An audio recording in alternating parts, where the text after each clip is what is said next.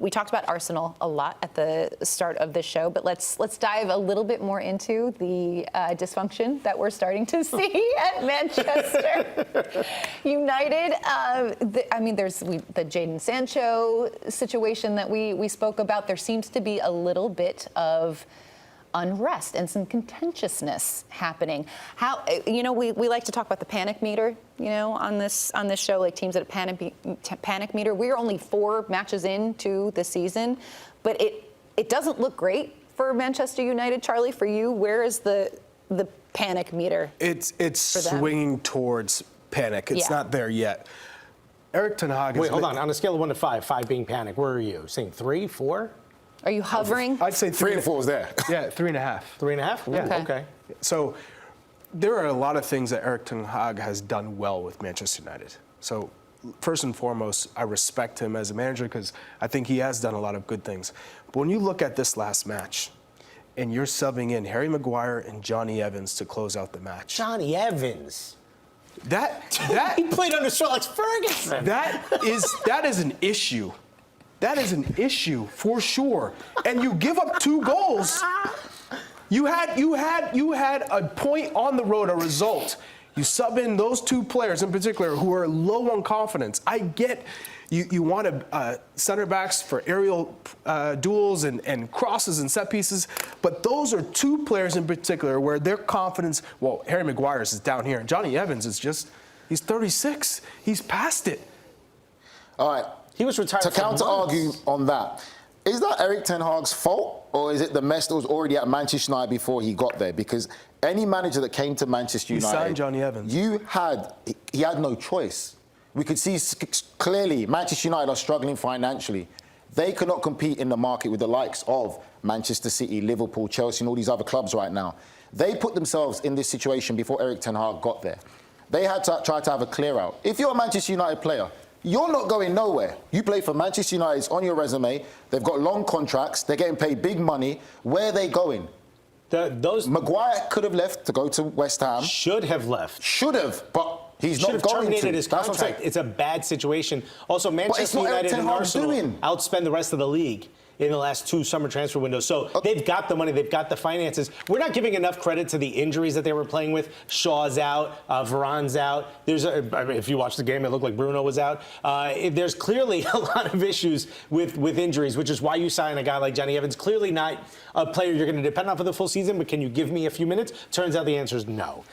He's not good enough to do that. Maybe he's good enough in training, but you've got to give, I'm going to give Ten Hag some credit.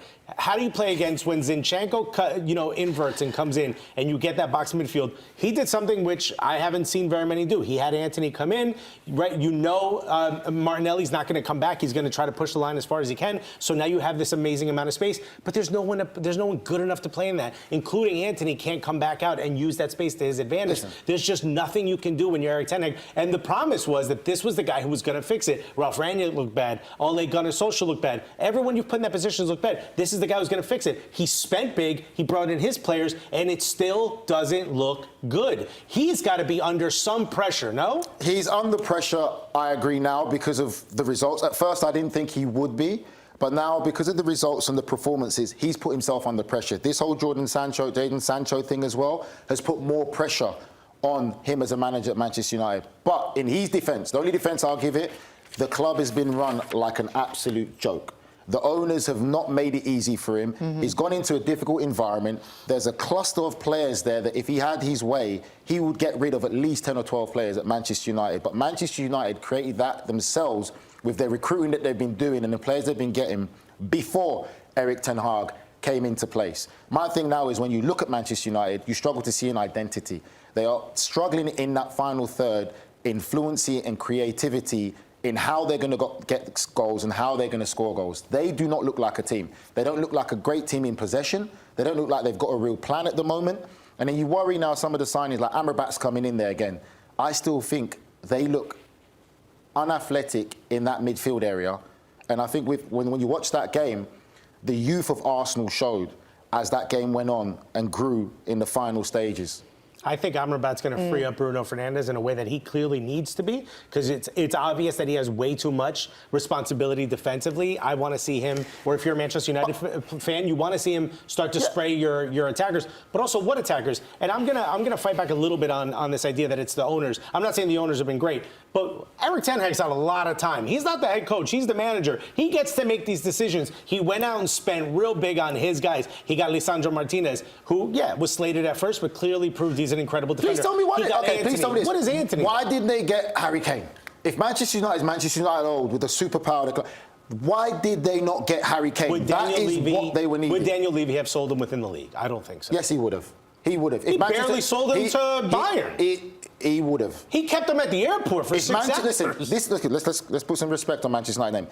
This is Manchester United. No. This is Manchester United as a club historically. Like, this is Manchester United. If they wanted him, they would have got him. But this is the point about ownership, money, and finances. That's the biggest problem. The Manchester United you're talking about is the one Johnny Evans played on last. That's not this Manchester United. Good. Let's bring it back. We're talking about history of a club here. Yeah, Johnny Evans is part of the history, bro. Let's move it on. His first photo's in black and white. How is he on this team? No, but Why you gotta do Johnny Evans? Loyalty plays a big part of this. I mean, we go back to Anthony and Jadon Sancho. Anthony had 6 goals, 1 goal, 4 goals, 2 assists in 1,800 minutes last season to Jadon Sancho's 6 goals and 3 assists in 1,700 Are we going minutes. back to this argument that we were? Oh my goodness. Charlie's going back. I'm going Can I just say I'm one moving along. quick thing? Declan Rice's goal was the latest ever winning goal in Premier League history. Very Just good. the Declan. Very Oh good. my Yay. God. Glad he finally scored Yeah, for you. exactly. boys. Well done. Declan Deflection. Bravo. Deflection. Bravo. right? Latest winning goal. Bravo. In case I said it Just wrong. in the nick of time.